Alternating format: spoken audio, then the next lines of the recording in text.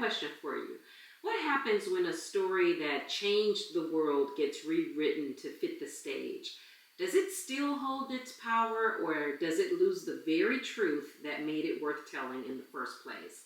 Today, we're looking at Jesus Christ Superstar, and we're asking the question, bold art or blasphemy? Let's get into it.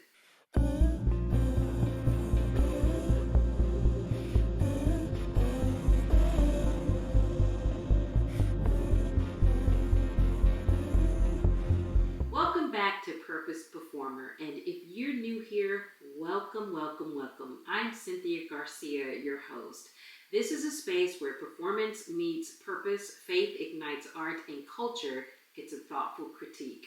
And today we're going to talk about Jesus Christ Superstar. Is it bold art or blasphemy? If you stick with me till the end in today's episode, I'm going to share with you a simple framework you can use every time you're deciding whether or not to support a piece of art.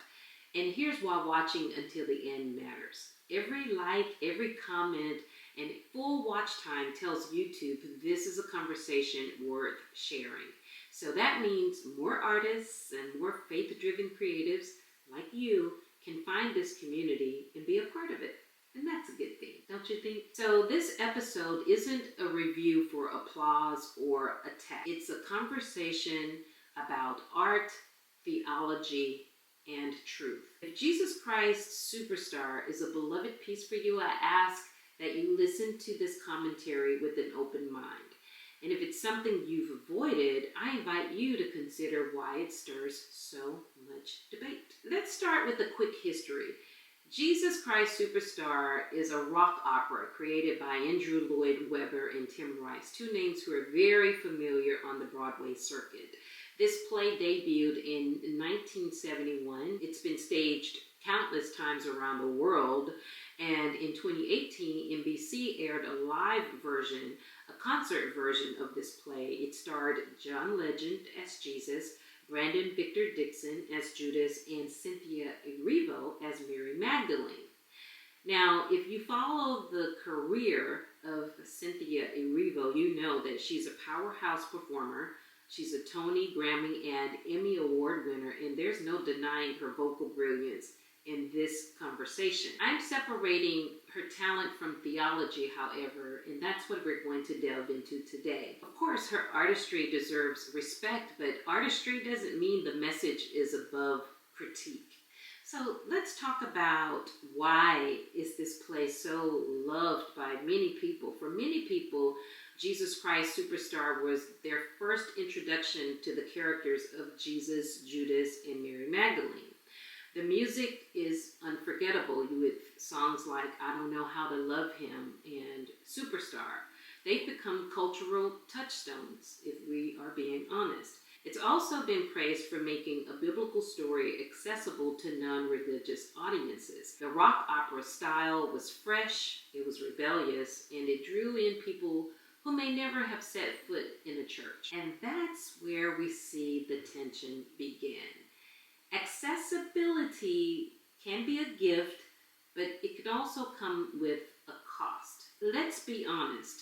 The portrayal of Jesus in this show is not the Jesus of Scripture. He's presented as a man confused about his mission, unsure about his path, and deeply human in a way that strips away his divinity. Judas becomes the central voice, almost the moral compass of the story, questioning Jesus' choices. And perhaps the most glaring theological problem, it ends with the crucifixion. No resurrection. And that makes me cry.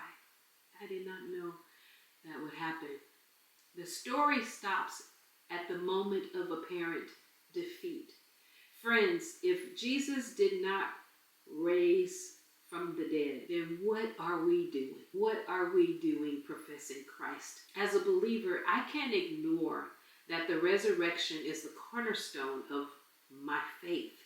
Without it, we don't have the gospel. We just have another tragedy. And this is not a Shakespearean drama. When I look at this through a biblical lens, and particularly in Philippians 2, it paints a picture of Jesus who, while fully human, never loses sight of his divinity or his mission.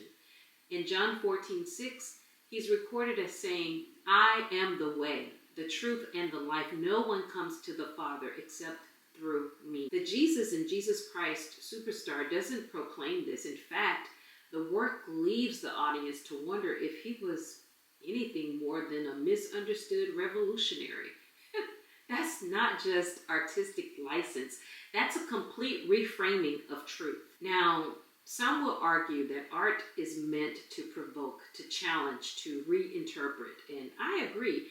Art has a right to explore. I'm an artist, I'm a playwright, I'm an actress, and I agree to all of that. But when the subject is sacred history, altering the core truth changes not just the art, but the meaning of the event itself. Other biblical adaptations like The Chosen or Prince of Egypt, they take creative liberties, yes, but they keep the truth of the story intact. That's a very different approach from removing the resurrection altogether. So here's my question for you.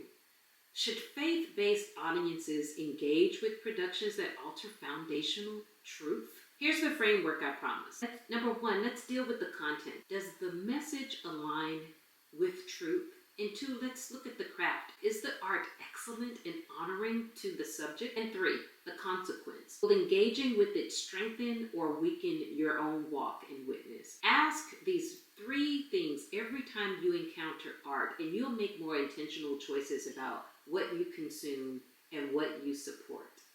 I'd love to hear your thoughts in the comments. Have you seen Jesus Christ Superstar? And if you did, how did it strike you? What are your thoughts? They're talking about maybe doing a tour. Would you go and see it? That's all for today's episode. I'm Cynthia Garcia with Purpose Performer, and until next time, stay rooted, stay ready, and stay purposed.